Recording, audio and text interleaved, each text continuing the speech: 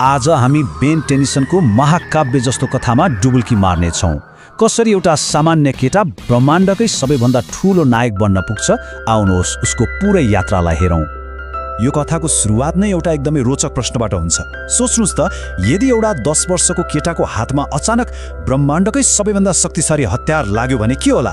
एउटा सामान्य बालक तर शक्ति चाहिँ असीमित। त्यसले कस्तो मोड लिएला, हैन त? अनि प्रश्न यतिमै सकिँदैन। के ऊ त्यो शक्ति पाएर नायक बन्ला वा ब्रह्माण्डकै सबैभन्दा ठूलो खतरा?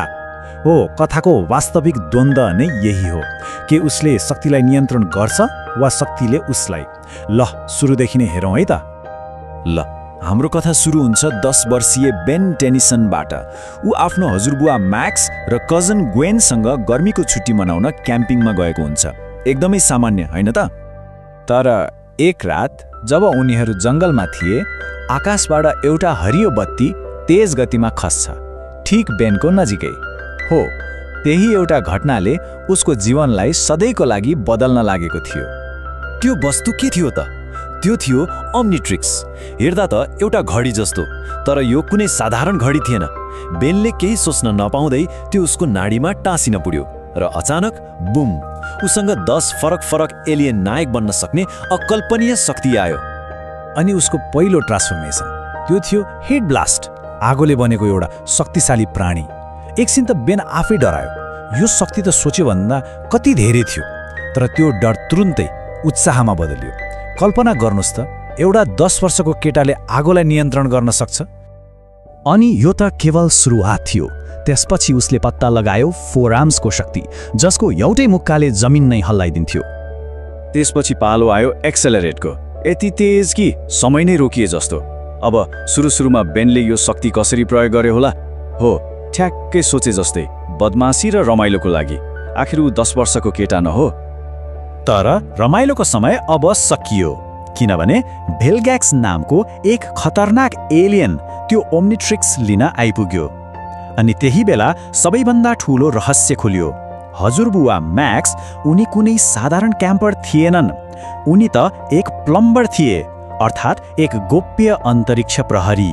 हो, त्यही बेला बेनले बुझ्यो यो घडी खेलौना होइन, यो त ब्रह्माण्डको भाग्य हो जुन उसको नाडीमा थियो।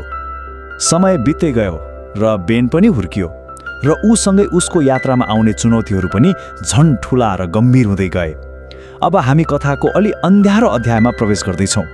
बीचमा करिब 5 वर्षसम्म बेनले ओम्निट्रिक्सलाई थन्काएर एउटा सामान्य जीवन जिउने कोसिस गर्यो। तर जब हजुरबुबा म्याक्स रहस्यमय ढङ्गले हराउँछन्, उसले फेरि त्यो घडी लगाउनु पर्छ। तर यसपटक ऊ त्यो चञ्चल बच्चा होइन। ऊ अब एक किशोर हो जसले जिम्मेवारीको भारी बोकेको छ। र यस पटकको खतरा पहिले भन्दा कैयौं गुणा ठूलो थियो। हाइब्रिड भन्ने एउटा एलियन जाति, जसको एउटै लक्ष्य थियो पृथ्वी लगायत सबै जीवनलाई नष्ट गर्ने। यस्तो ठूलो खतराको सामना गर्न बेनलाई नयाँ र अझ शक्तिशाली एलियनहरू पनि चाहिएको थियो। स्वाम्पफायर र ह्युमङ्गोसर जस्ता एलियनहरू उसको यही बढ्दो परिपक्वता र शक्तिको प्रमाण थिए। अनि त्यही बेला बेनले आफ्नो जीवनको सबैभन्दा ठूलो झट्का बेहोर्छ। उसलाई लाग्छ कि हजुरबुवा म्याक्सले ब्रह्माण्डलाई बचाउन आफ्नो ज्यानको बलिदान दियो। त्यो दुःखले उसलाई तोड्न सक्थ्यो, तर भएन। बरु त्यसले उसलाई एक साँचो नेता बनाइदियो जसले अरूलाई पनि प्रेरणा दिन सक्छ। अब जब नेतृत्व र शक्ति एकै ठाउँमा आउँछ, त्यहाँ अहङ्कारको खतरा पनि सँगै आउँछ। बेनको यात्राको यो अर्को चरणमा उसको सामना कुनै बाहिरी दुश्मनसँग भएन, बरु आफ्नै भित्रको दुश्मनसँग भयो। यो चरणमा उसले अल्टिमेट्रिक्स नामको एउटा नयाँ डिभाइस पायो। यसले के गर्थ्यो? यसले उसको एलियनहरूलाई उनीहरूको सबैभन्दा शक्तिशाली अल्टिमेट भर्सनमा विकसित गर्थ्यो। सोच्नुहोस् त, अब ह्युमङ्गोसरले मिसाइल पनि हाल्न सक्थ्यो। अब ब्रह्माण्डको रक्षक बनेपछि बेन विश्वभरि नै चर्चित भयो। तर यही प्रसिद्धिले उसलाई अलिकति घमण्डी पनि बनायो। उसले आफ्ना साथीहरूको सल्लाह सुन्न छोड्यो र उसको यही अहङ्कारले गर्दा ऊ र उसका नजिकका मानिसहरू पटक पटक खतरामा परे। बच्चा हुँदा शक्ति पाउनु, किशोर हुँदा जिम्मेवारी सिक्नु, अनि युवा हुँदा अहङ्कारसँग लड्नु, यी सबै अनुभवहरूले बेनलाई उसको यात्राको अन्तिम अध्यायको लागि तयार गरिरहेको थियो। यहीँनेर उसको भेट हुन्छ रोग ब्लङ्कोसँग, जो नियम कानुनमा चल्ने एक प्लमर हो।